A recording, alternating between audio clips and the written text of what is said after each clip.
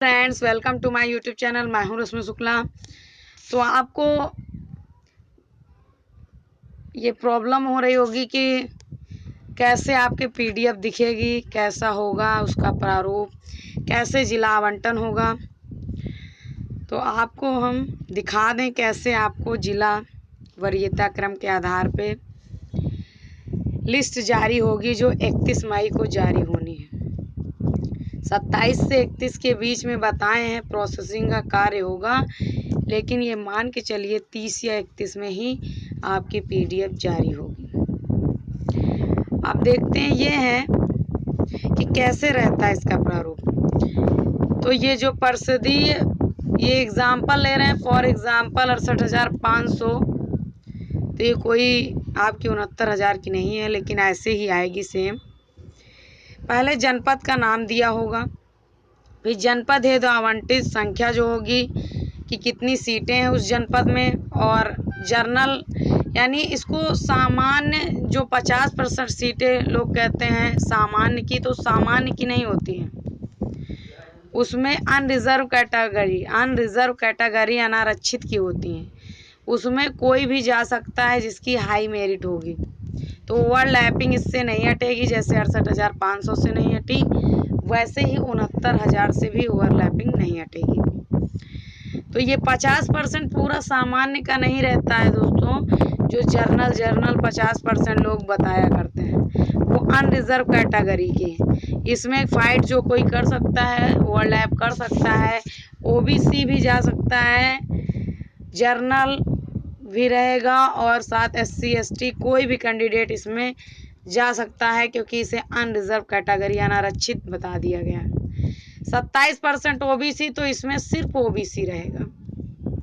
21% SC, तो ये SC की सीटें 21% रहेंगी। 2% आपकी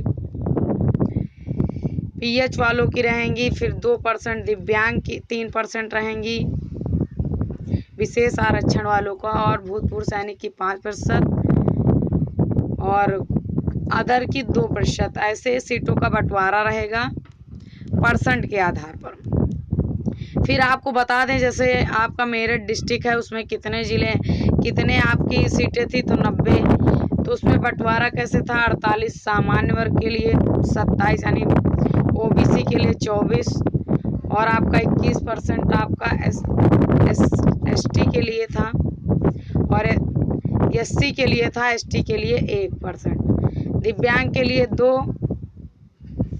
और दृष्टिबाधित जो अलग से उसके लिए मतलब अदर के लिए 1%, भूतपूर्व के लिए 4%। 4 सीटें। ये सीटों का बंटवारा इस क्रम में करेंगे जैसे परसेंटेज, यानी सामान्य का अलग, ओबीसी का अलग, एससी एसटी का अलग, अदर का अलग रहेगा। वो डिस्ट्रिक्ट वाइज सीटों का बंटवारा भी अलग से आएगा। अब उसमें कितने लोग अप्लाई, उसमें कैसे लिस्ट आएगी, कैसे रहेगा कि इसमें इस डिस्ट्रिक्ट में इनको ये मिल गया है, ये कैसे आपको पता चलेगा, इसके बारे में देखते हैं। तो लिस्ट ऐसे सेम आएगी, डिस्ट्रिक्ट वाइज कितनी सीटें रहेंगी, कितना क्या विवरण। फिर उसके बाद आपको देखते हैं कि कैसे आपका पीडीएफ शो होगा कि आपका पीडीएफ में नाम है या नहीं। तो बिल्कुल ऐसा ही आने वाला है। कोई भी डिस्ट्रिक्ट आप देखेंगे तो उसमें सबकी सीटों का बंटवारा का क्रम और कितने कितने % सीटें हैं किस किस जिला में, उस आधार पे। अब जैसे यहाँ पे फतेहपुर में 2000 सीटें थी, और 1000 आपकी अनारक्षित यानी यूआर कैटेगरी में, 112 आपकी 540 ओबीसी, एससी 420, एसटी 40, और दिव्यांग 60, अदर के लिए 40। तो ये जितनी भी सीटें थी तो उसका बंटवारा इस प्रकार हुआ। अब जैसे कहा जाए कि 1000 जर्नल की सीटें हैं, तो ऐसा नहीं है, जर्नल की सीटें नहीं हैं। वो 1000 में सभी लोग फाइट करेंगे, जिसका हाई मेरिट होगा 75+ वाले, वो उन्हें होम डिस्ट्रिक्ट मिल जाएगा। तो अनरिजर्व कैटेगरी अनारक्षित वर्ग के लिए उन्हें होम डिस्ट्रिक्ट मिलेगा, लेकिन जो 70 हैं वो आसपास के पा सकते हैं, क्योंकि उस बार ओवरलैपिंग इसे ही कहते हैं। अगर ओबीसी का बंदा है उसके भी 70+ हैं, जर्नल का बंदा है उसके भी 70+ हैं, और SC/ST का, तो वो ओवरलैप करके अनारक्षित की सीटें पे जाएंगे, यानी UR कैटेगरी पे जाएंगे। तो जर्नल के लिए कहाँ है, जो 50% सीटें बताई जाती हैं कि जर्नल, तो जर्नल की नहीं होती हैं, वो अनारक्षित यानी UR कैटेगरी की होती हैं। बटा की कौन होता है, 27% में आपका OBC होता है, 21% में SC होता है, और जितने भी परसेंट में है वो अलग अलग परसेंट में डिवाइड। लेकिन जर्नल का कोई स्थान ही नहीं रहता है, खाली रोल ये रहता है उसकी हाई मेरिट तो उसका सिलेक्शन सुनिश्चित है, अगर उसका थोड़ा भी इधर उधर है तो वो भर्ती से बाहर है। तो 50% पे सिर्फ UR कैटेगरी ओवरलैप करके जितने भी हाई मेरिट वाले हैं वो इसी में सीधा फाइट करेंगे और अपनी सीटें खाली छोड़ देंगे। जैसे OBC SC/ST हैं तो अगर फाइट करते हैं तो उनको गृह जनपद यानी जनरल अनारक्षित सीट पे मिलेगा, और जो उनकी सीटें हैं खाली। इसी वजह से 68,500 में 41,000 ही सीटें भरी गई थी और खाली चली गई। क्यों? क्योंकि उस फाइट करके ओवरलैप करके जो OBC थे SC/ST थे वो जनरल की सीट में चले गए। तो जो जनरल, लेकिन ये अगर जनरल का जो कम गुणांक वाला है वो चयन से बाहर हो जाता है, लेकिन वो नहीं जा सकता, ना तो OBC में जा सकता, ना SC में जा सकता, ना ST में। सिर्फ अनारक्षित यानी UR कैटेगरी में OBC SC/ST ये आ सकता है। तो आपने ओवरलैपिंग का समझ लिया होगा क्या मामला है। ऐसे ही डिस्ट्रिक्ट अलॉटमेंट भी होगा। इसके बाद आप देखते हैं कैसे आपका लिख के आएगा आपका नाम कि आपको मिल चुका है, कौन सा डिस्ट्रिक्ट मिला। तो ऐसे ही आपका फॉर्मेट यानी PDF खुल के आएगा। आवेदन जो संख्या होगी तो जो आपका क्रमांक होगा वो लिखा रहेगा, साथ में आपकी जन्मतिथि लिखी रहेगी। आवेदन संख्या यानी रजिस्ट्रेशन नंबर जो होगा वो लिखा रहेगा, जन्मतिथि लिखी रहेगी, अनुक्रमांक जो होगा परीक्षा का वो लिखा रहेगा, अभ्यर्थी का नाम जो भी अभ्यर्थी का नाम होगा, और जो आवंटित जनपद जो उनको आवंटित किया गया होगा जनपद जो मिला होगा, इतनी डिटेल आपको PDF में 31 मई को शो करेगा। तो क्या क्या शो करेगा, आवेदन संख्या, जन्मतिथि, अनुक्रमांक, अभ्यर्थी का नाम और आवंटित जनपद। तो जो आपको आवंटित कर दिया जाएगा वहीं आपको 3 से 6 जून के बीच में काउंसलिंग कराने जाना है, यानी मूल प्रमाण पत्र के साथ और छाया प्रति के साथ, 2 सेट छाया प्रति, 1 सेट मूल प्रमाण पत्र, और सारे डॉक्यूमेंट स्टेप वाइज लगे होने चाहिए। फिर आपको ये भी है, तो आपने समझ लिया, तो ओवरलैपिंग का भी समझ लिया केस की कैसे क्या है। तो इसमें जर्नल का ज़्यादा नुकसान होगा दोस्तों। अब देखते हैं इसमें साइन ऐसे ही करके आएगा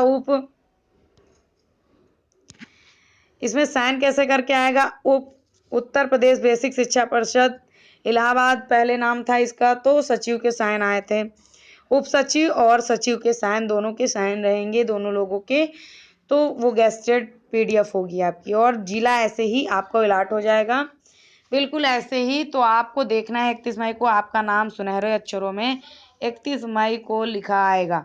लेकिन भाई कुछ लोगों को निराशा भी लगेगी क्योंकि 69,000 की ही लिस्ट आएगी। तो अगर आपकी लिस्ट अगर 69,000 में जितने काउंसलिंग पूरा करा लेंगे तो उनको मिल जाएगा। फिर उसके बाद जितने बची रहेंगी सीटें, जितने काउंसलिंग नहीं कराएंगे तो दूसरी लिस्ट बाद में जारी होगी। तो पहले तो पहली लिस्ट आएगी, अगर खाली सीटें रहती हैं तब दूसरी लिस्ट जारी होगी दोस्तों। तो ये आपका प्रारूप है, कैसे आपकी PDF आएगी। कुछ लोग समझ नहीं पा रहे थे क्या होगा आगे का, तो ऐसे आपकी PDF आएगी, जो डिस्ट्रिक्ट आपको एक अलॉट कर दिया जाएगा वहीं आपको जाना होगा। और हाँ दोस्तों, और आगे का देखिए आप, ये देखिए ऐसे ही आप जब आपकी सबमिट हो जाएंगे सारे डॉक्यूमेंट, तो ऐसे हर जगह हर BSA जहाँ पे आप सबमिट करेंगे डॉक्यूमेंट, वहाँ एक नोटिस जारी होगी, वहाँ पे एक नोटिस लग जाएगी। नोटिस क्या लगेगी देखिए एक बार, यहाँ पे नोटिस ये लगेगी कि आप इस दिन नियुक्त पत्र ले सकते हैं। जैसे ही PDF जारी होगा आप काउंसलिंग फॉर्म सबमिट कराएंगे, मूल प्रति छाया प्रति सब कुछ हो जाएगा, जिस जिले में आपका आवंटन हुआ है जिला आवंटन, फिर आपको ऐसे ही एक नोटिस लगी हुई मिलेगी हर जिले के BSA में या आपकी डाइट में जहाँ भी आपकी काउंसलिंग होगी।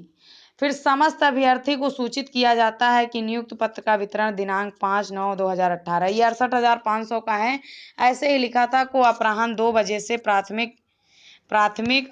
फिर उसके बाद देखते हैं आगे का, प्राथमिक पत्र का वितरण 5/9 2018 को अपराह्न 2 बजे से प्राथमिक विद्यालय गंगा विशुनपुर बीआरसी क्षेत्र गाजीपुर में किया जाएगा।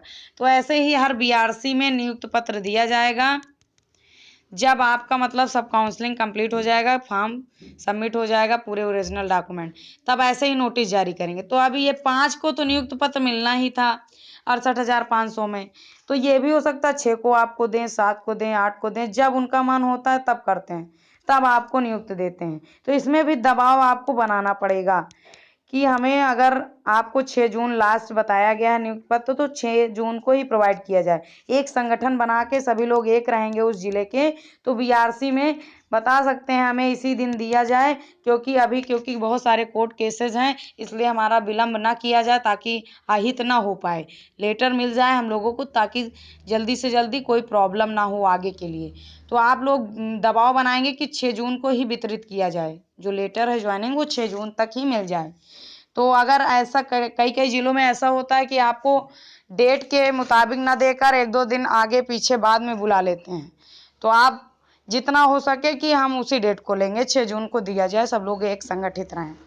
तो ये आगे की कहानी था, आगे का प्रोसेस था, मैंने बता दिया है। बिल्कुल ऑथेंटिक न्यूज़ देते हैं, जो भी देते हैं इस चैनल के माध्यम से आपको 100% शुद्ध और प्योर दे रहे हैं। अभी तक जितना भी मैंने मेरे चैनल देखा होगा, किसी भी डॉक्यूमेंट से रिलेटेड, कोई भी समस्या से रिलेटेड आपको बिल्कुल ऑथेंटिक मिला है। किसी प्रकार की अफवाह नहीं, किसी प्रकार की घबराहट नहीं, बिल्कुल आपके जैसे ही हम भी हैं और आप जैसी ही सूचना देते हैं। तो इसके लिए हमें एक्टिव रहना पड़ता है, चौकन्ना रहना पड़ता है, सारे ग्रुप में निगाह रखनी पड़ती है, फेसबुक, सोशल मीडिया, तभी आपको अच्छी न्यूज़ हम प्रोवाइड कर पाते हैं दोस्तों। तो अभी तक सब्सक्राइब ना किया हो तो सब्सक्राइब करिए चैनल को, साथ ही साथ कमेंट करिए, कोई भी समस्या आ रही हो, साथ ही साथ शेयर भी करिए दोस्तों, पसंद आए वीडियो लाइक भी करिएगा। थैंक यू गाइस, मिलते हैं नेक्स्ट वीडियो में आपको नई सूचना के साथ।